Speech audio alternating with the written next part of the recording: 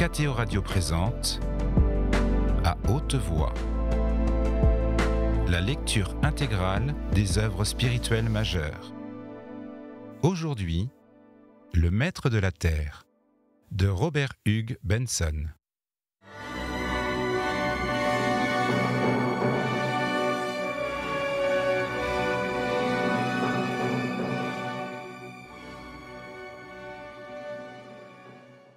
Chapitre 3. La vieille Madame Brand et Mabel étaient assises à une fenêtre de la nouvelle amirauté dans Trafalgar Square pour assister au grand meeting où Olivier devait prononcer son discours sur le 50e anniversaire du vote de la loi des pauvres. Depuis longtemps déjà, presque dès l'aube de cette brillante matinée de juin, la foule avait commencé à s'assembler autour de la statue de Braithwaite. Cet homme d'État, mort depuis 15 ans, était représenté dans l'attitude qui lui avait été ordinaire, le bras étendu, la tête levée et l'un de ses pieds légèrement avancé. Ce jour-là, en outre, on avait revêtu sa statue de tous les insignes maçonniques qu'il avait portés de son vivant. La vieille Madame Brand était plus en train que d'habitude et considérait avec curiosité les masses énormes venues de toutes parts pour entendre parler son fils. Une plateforme avait été dressée tout autour de la statue de bronze, de telle façon que Braithwaite lui-même sembla être l'un des orateurs. La place entière, au-dessous, était pavée de têtes et retentissait des murmures de centaines de milliers de voix que dominait par instants l'éclat puissant des cuivres et des tambours lorsque passaient les sociétés de bienfaisance et les guildes démocratiques, chacune précédée de sa bannière et convergeant vers le vaste espace qui leur était réservé au pied de l'estrade. Pas une fenêtre non plus qui ne fût encombrée de visages, sans compter qu'on avait installé de vastes tribunes, pour les auditeurs privilégiés, sur toute la longueur des façades de la Galerie nationale et de Saint-Martin. La vieille colonne du square, avec ses lions, avait depuis longtemps disparu. Nelson avait été trouvé compromettant pour l'entente cordiale, et les lions, décidément, avaient paru d'un type trop éloigné de l'art nouveau. À leur place s'étendait maintenant une large avenue conduisant à la Galerie nationale. Enfin, par-dessus les toits, de longues frises de têtes se dessinaient, sur le bleu uni du ciel. Lorsque les horloges sonnèrent l'heure convenue, 2 figures surgirent de derrière la statue, s'avancèrent, et au même instant, les murmures des conversations se changèrent en unanime vivat. On vit arriver d'abord le vieux lord Pemberton, un vieillard admirablement droit et solide sous ses cheveux blancs. Son père était un de ceux qui, 70 ans auparavant, avaient le plus travaillé à détruire la Chambre des Lords dont il était membre, et son fils avait dignement continué son œuvre. Il était à présent membre du gouvernement, et c'était lui qui devait présider la cérémonie du jour. Derrière lui venait Olivier, tête nue. Même à la distance où elles étaient de lui, sa mère et sa femme purent voir ses mouvements agiles et le sourire à la fois modeste et assuré de ses lèvres lorsque son nom émergea de la tempête des cris que poussait la foule. Puis Lord Pemberton leva la main, fit un signal, et aussitôt les voix s'arrêtèrent, sous un soudain roulement de tambour. Après quoi, toutes les musiques entonnèrent l'hymne maçonnique. C'était comme si la voix d'un géant eût chanté l'ample mélodie. L'hymne avait été composé 10 ans auparavant, et la nation entière désormais le savait par cœur. La vieille Madame Brand souleva cependant jusqu'à ses yeux le papier imprimé qui en contenait le texte et lut ces mots, le début de l'hymne. « Seigneur qui habite la terre et les mers », elle lut les vers suivants, composés avec un heureux mélange de zèle et d'adresse pour l'exaltation de l'idée humanitaire. L'hymne entier avait une allure religieuse. Un chrétien même, à la condition de ne pas trop réfléchir, aurait pu le chanter sans scrupule. Et pourtant sa signification était assez claire. C'était la substitution de l'homme à Dieu comme objet du culte. L'auteur y avait introduit jusqu'à des paroles du Christ, disant par exemple que le royaume de Dieu résidait dans le cœur de l'homme et que la plus grande de toutes les grâces était la charité. La vieille dame leva les yeux sur Mabel et vit que celle-ci chantait de toute son âme, le regard amoureusement fixé sur la grave et noble figure de son mari à 100 mètres de là. Et la mère d'Olivier, elle-même, se mit à remuer les lèvres, entraînée par la force du cœur prodigieux qui vibrait autour d'elle. Lorsque les dernières notes de l'hymne s'éteignirent, Olivier s'avança au premier plan de l'estrade et commença son discours. Mais tout à coup, comme la vieille Madame Brandt essayait d'entendre les paroles de son fils, une exclamation de Mabel la fit tressaillir. Qu'était-ce donc ? Il y eut un craquement brusque, et la figure gesticulante d'Olivier chancela, sur l'estrade, faillit tomber. Le vieux Lord Pemberton se releva précipitamment du fauteuil où il était assis, et au même instant, une commotion violente agita et souleva un point de la foule, immédiatement voisin de l'espace clos où étaient massées les musiques, tout juste vis-à-vis du devant de l'estrade. Madame Brandt, étonnée, épouvantée, se releva, étreignit machinalement le rebord de la fenêtre, pendant que sa belle-fille lui cria à l'oreille quelques mots qu'elle ne parvenait pas à comprendre. Un grand rugissement remplit tout le square.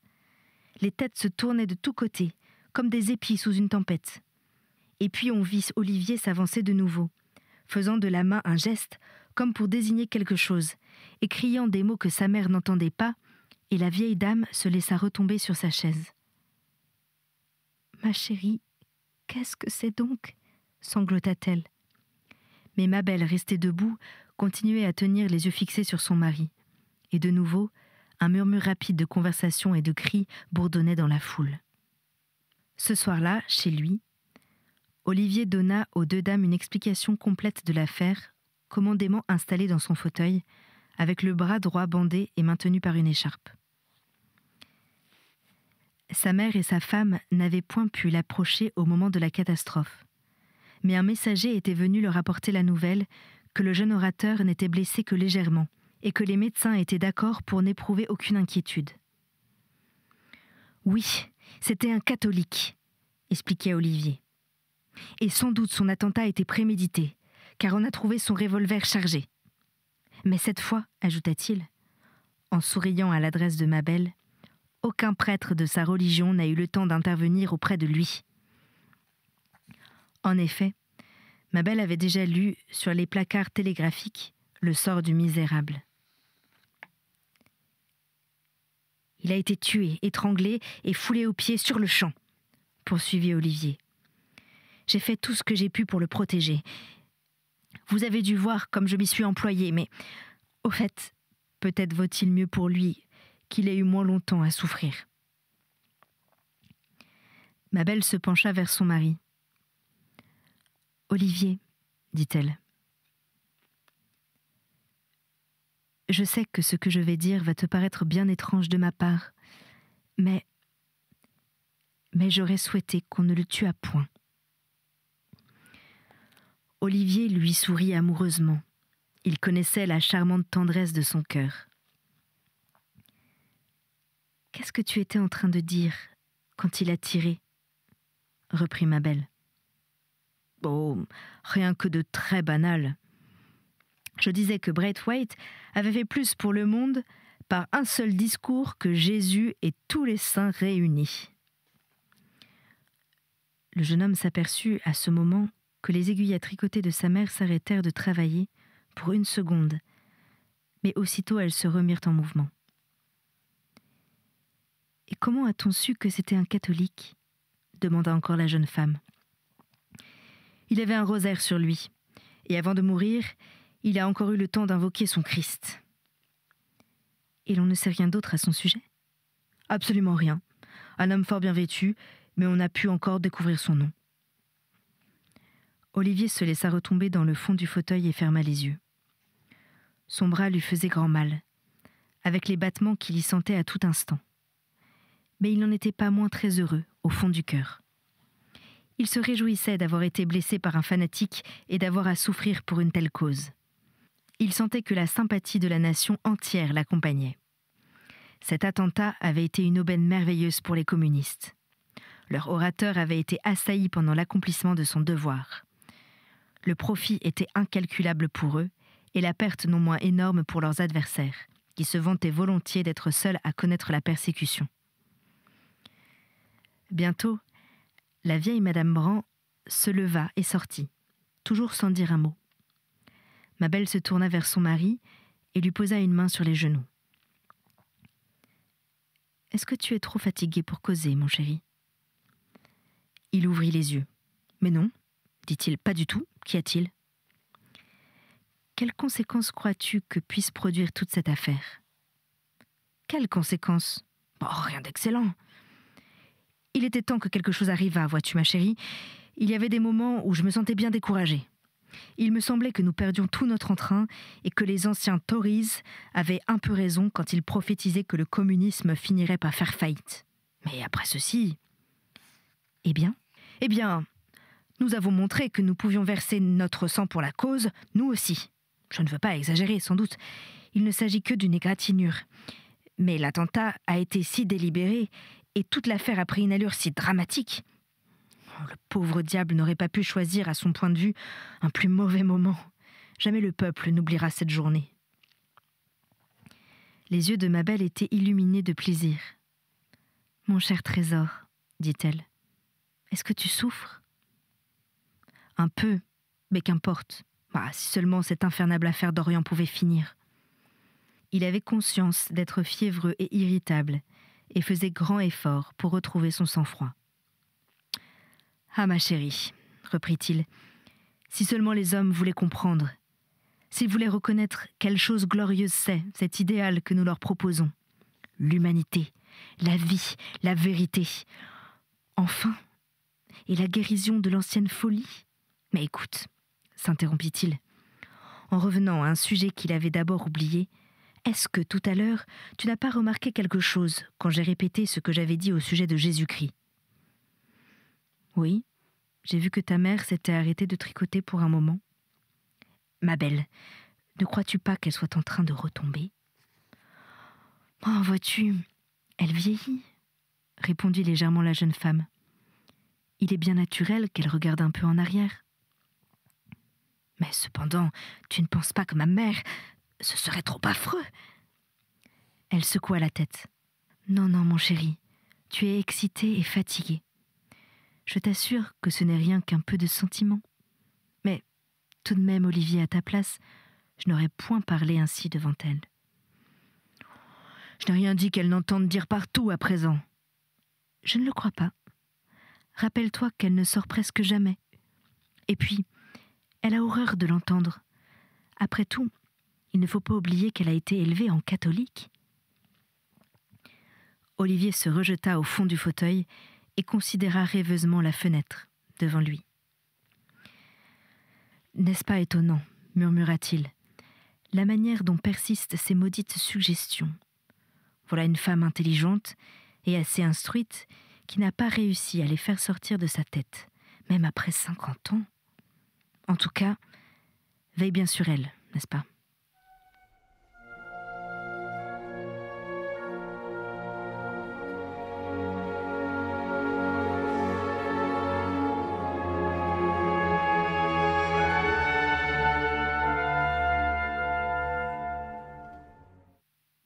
Mabel se rappela ce que son mari lui avait demandé et pendant quelques jours fit de son mieux pour observer la vieille dame.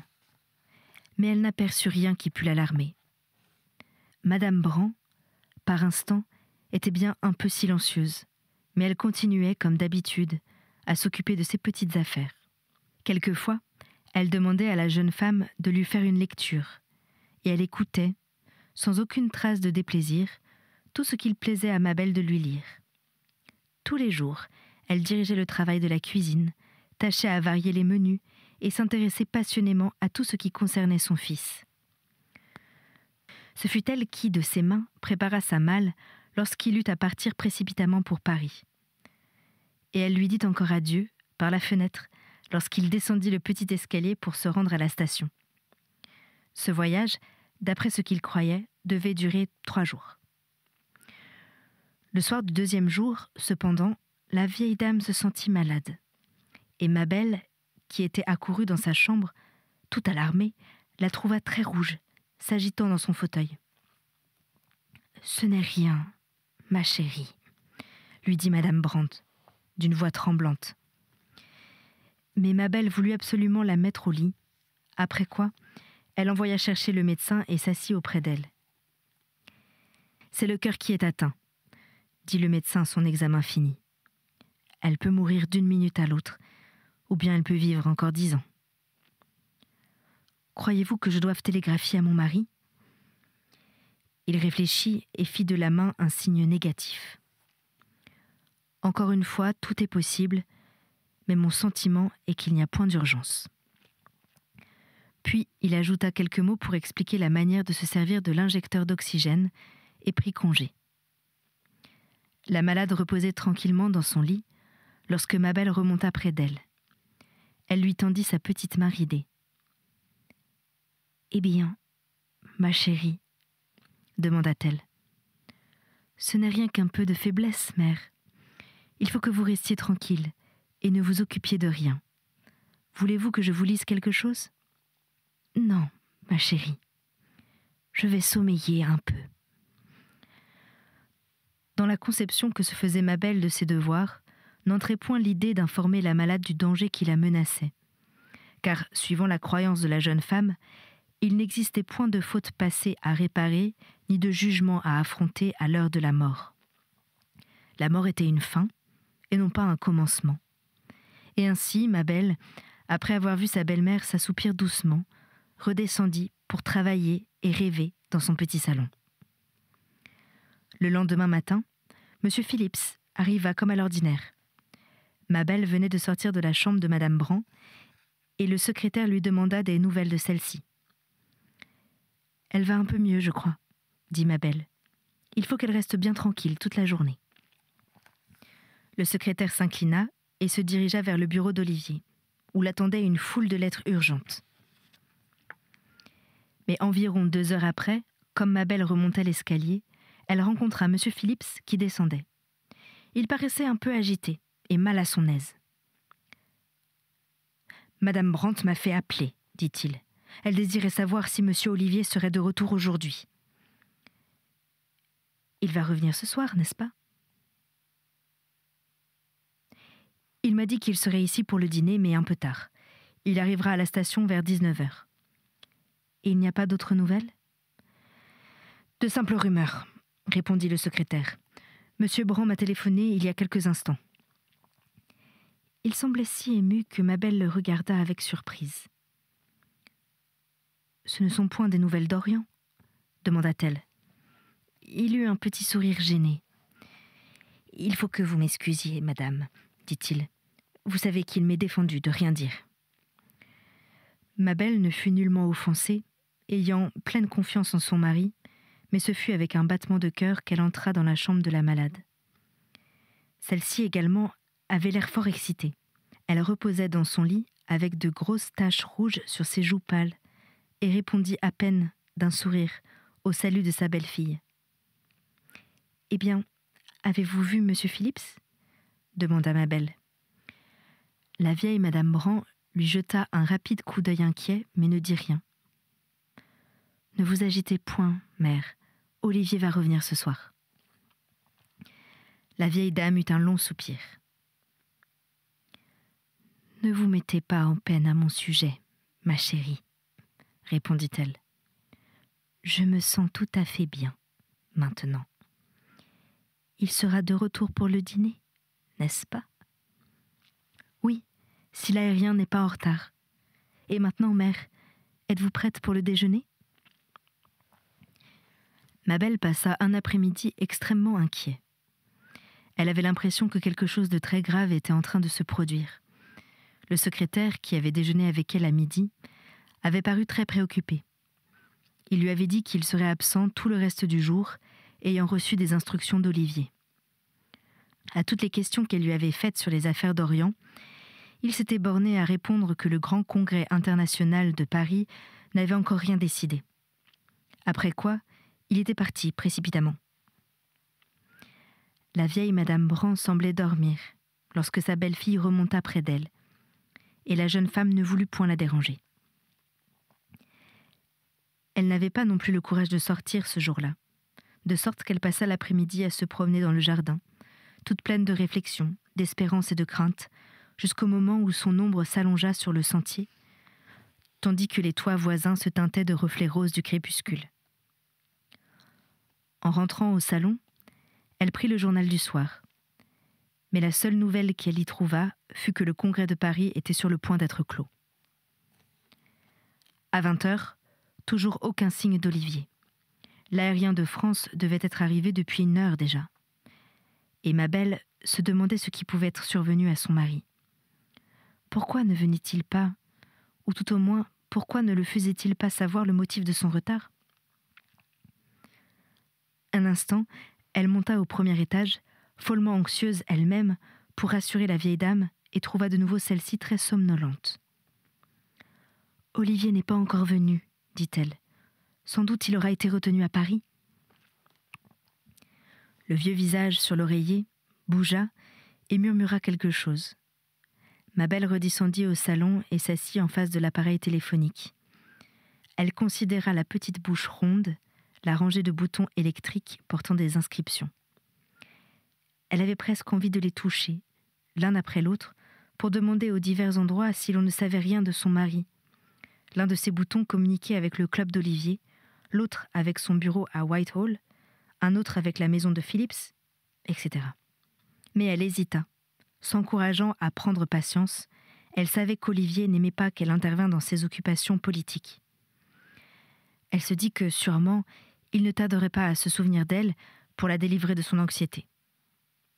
Tout à coup, l'un des timbres se mit à sonner bruyamment, celui-ci qui portait l'étiquette Whitehall. Elle pressa le bouton correspondant d'une main si tremblante que c'est à peine si elle put ensuite tenir le récepteur contre son oreille. « Qui est là ?» Son cœur bondit en reconnaissant la voix d'Olivier, toute mince et faible à travers les lieux du fil. « C'est moi, Mabel », répondit-elle à la question de son mari. « Je suis seule dans ton bureau. »« Oh, très bien. Me voici de retour. Tout est pour le mieux. Mais écoute, peux-tu bien m'entendre ? » « Oh oui. » Ce qu'on pouvait espérer de plus heureux s'est produit. La question d'Orient est décidément réglée. C'est Felsenburgh qui a tout fait. Et maintenant, écoute encore ceci. Il m'est impossible de rentrer chez nous ce soir, mais dans 2 heures, le résultat du congrès va être proclamé solennellement au temple de Paul. Viens me rejoindre ici tout de suite. Il faut que tu assistes à la séance. Tu m'entends toujours bien ? Oh, très bien. Donc, viens tout de suite. Ce sera la plus grande chose de toute l'histoire du monde. Viens avant que la nouvelle se répande. Dans 1 demi-heure, toutes les rues seront infranchissables. Olivier ? Quoi ? Dis vite. Ta mère est malade. Puis-je la quitter ? Très malade ? Oh, pas de danger immédiat. Le médecin l'a vue. Il y eut un instant de silence. Viens malgré tout, reprit Olivier. Nous rentrerons ensemble cette nuit. Dis-lui que nous reviendrons assez tard. Bien. Oui, il faut absolument que tu sois là. Felsenburgh y sera. C'était À haute voix, une émission de KTO Radio. Aujourd'hui, Le maître de la terre, de Robert Hugues Benson. Lecture, Anne-Céline Pellarini. Captation et réalisation, Alexis Duménil et Thibaut Dagalier. Une émission disponible en podcast sur ktoradio.com et sur l'application KTO Radio.